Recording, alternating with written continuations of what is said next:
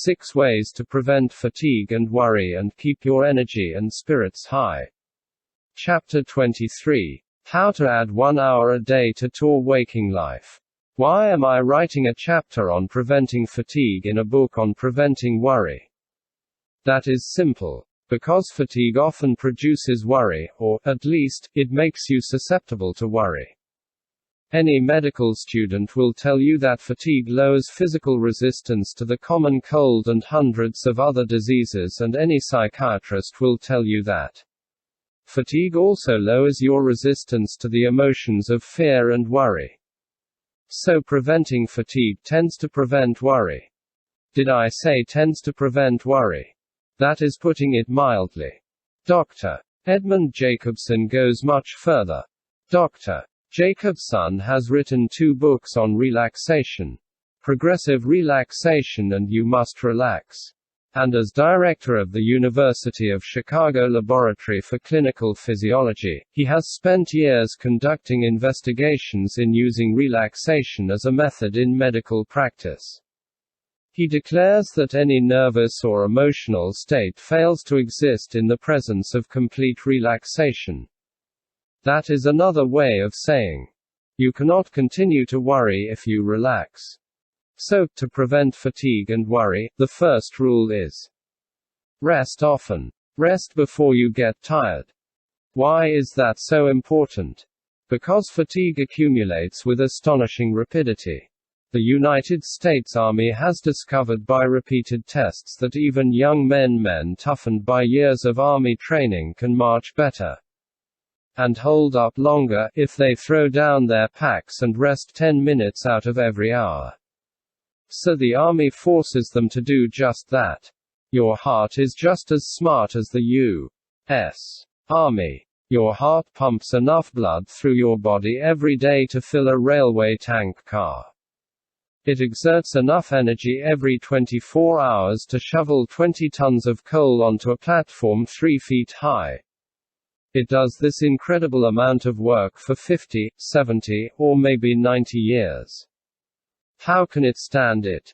Dr. Walter B. Cannon, of the Harvard Medical School, explains it. He says, most people have the idea that the heart is working all the time. As a matter of fact, there is a definite rest period after each contraction. When beating at a moderate rate of 70 pulses per minute, the heart is actually working only 9 hours out of the 24. In the aggregate, its rest periods total a full 15 hours per day. During World War II, Winston Churchill, in his late 60s and early 70s, was able to work 16 hours a day, year after year, directing the war efforts of the British Empire. A phenomenal record. His secret? He worked in bed each morning until 11 o'clock, reading papers, dictating orders, making telephone calls, and holding important conferences. After lunch he went to bed once more and slept for an hour. In the evening he went to bed once more and slept for 2 hours before having dinner at 8. He didn't cure fatigue. He didn't have to cure it. He prevented it. Because he rested frequently, he was able to work on, fresh and fit, until long past midnight. The original John D. Rockefeller made 2 extraordinary records. He accumulated the greatest fortune the world had ever seen up to that time, and he also lived to be 98. How did he do it? The chief reason, of course, was because he had inherited a tendency to live long. Another reason was his habit of taking a half-hour nap in his office every noon. He would lie down on his office couch, and not even the President of the United States could get John D. on the phone while he was having his snooze. In his excellent book, Why Be Tired, Daniel W. Jocelyn observes, rest is not a matter of doing absolutely nothing. Rest is repair. There is so much repair power in a short period of rest that even a 5-minute nap will help to forestall fatigue.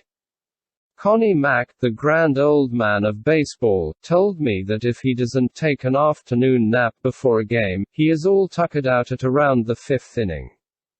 But if he does go to sleep, if for only 5 minutes, he can last throughout an entire double-header without feeling tired. When I asked Eleanor Roosevelt how she was able to carry such an exhausting schedule during the 12 years she was in the White House, she said that before meeting a crowd or making a speech, she would often sit in a chair or davenport, close her eyes, and relax for 20 minutes. I recently interviewed Gene Autry in his dressing room at Madison Square Garden, where he was the star attraction at the World's Championship Rodeo. I noticed an army cot in his dressing room. I lie down there every afternoon, Gene Autry said, and get an hour's nap between performances. When I am making pictures in Hollywood, he continued, I often relax in a big easy chair and get 2 or 3 10-minute naps a day. They buck me up tremendously. Edison attributed his enormous energy and endurance to his habit of sleeping whenever he wanted to. I interviewed Henry Ford shortly before his 80th birthday. I was surprised to see how fresh and fine he looked. I asked him the secret. He said, I never stand up when I can sit down. And I never sit down when I can lie down. Horace Mann, the father of modern education, did the same thing as he grew older. When he was president of Antioch College, he used to stretch out on a couch while interviewing students. I persuaded a motion picture director in Hollywood to try a similar technique. He confessed that it worked miracles. I refer to Jack Chertok, who is now one of Metro-Goldwyn-Mayer's top directors. When he came to see me a few years ago, he was then head of the short feature department of MGM. Worn out and exhausted, he had tried everything. Tonics, vitamins, medicine. Nothing helped much. I suggested that he take a vacation every day. How? By stretching out in his office and relaxing while holding conferences with his staff writers. When I saw him again, 2 years later, he said, a miracle has happened. That is what my own physicians call it. I used to sit up in my chair, tense and taut, while discussing ideas for our short features. Now I stretch out on the office couch during these conferences. I feel better than I have felt in 20 years. Work 2 hours a day longer, yet I rarely get tired. How does all this apply to you? If you are a stenographer, you can't take naps in the office as Edison did, and as Sam Goldwyn does. And if you are an accountant, you can't stretch out on the couch while discussing a financial statement with the boss. But if you live in a small city and go home for lunch, you may be able to take a 10-minute nap after lunch. That is what General George C. Marshall used to do. He felt he was so busy directing the U.S. Army in wartime that he had to rest at noon.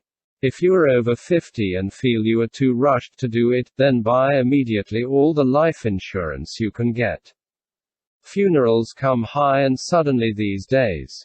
And the little woman may want to take your insurance money and marry a younger man. If you can't take a nap at noon, you can at least try to lie down for an hour before the evening meal. It is cheaper than a highball. And, over a long stretch, it is 5,467 times more effective. If you can sleep for an hour around 5, 6, or 7 o'clock, you can add 1 hour a day to your waking life. Why? How? Because an hour's nap before the evening meal plus 6 hours sleep at night, a total of 7 hours, will do you more good than 8 hours of unbroken sleep. A physical worker can do more work if he takes more time out for rest. Frederick Taylor demonstrated that while working as a scientific management engineer with the Bethlehem Steel Company. He observed that laboring men were loading approximately 12.5 tons of pig iron per man each day on freight cars and that they were exhausted at noon. He made a scientific study of all the fatigue factors involved, and declared that these men should be loading not 12.5 tons of pig iron per day, but 47 tons per day. He figured that they ought to do almost 4 times as much as they were doing, and not be exhausted. But prove it. Taylor selected a Mr. Schmidt who was required to work by the stopwatch. Schmidt was told by the man who stood over him with a watch, "Now pick up a pig, and walk. Now sit down and rest. Now walk. Now rest." What happened? Schmidt carried 47 tons of pig iron each day while the other men carried only 12.5 tons per man. And he practically never failed to work at this pace during the 3 years that Frederick Taylor was at Bethlehem. Schmidt was able to do this because he rested before he got tired. He worked approximately 26 minutes out of the hour and rested 34 minutes. He rested more than he worked, yet he did almost 4 times as much work as the others. Is this mere hearsay? No, you can read the record yourself in Principles of Scientific Management by Frederick Winslow Taylor. Let me repeat, do what the army does, take frequent rests. Do what your heart does, rest before you get tired, and you will add 1 hour a day to your waking life.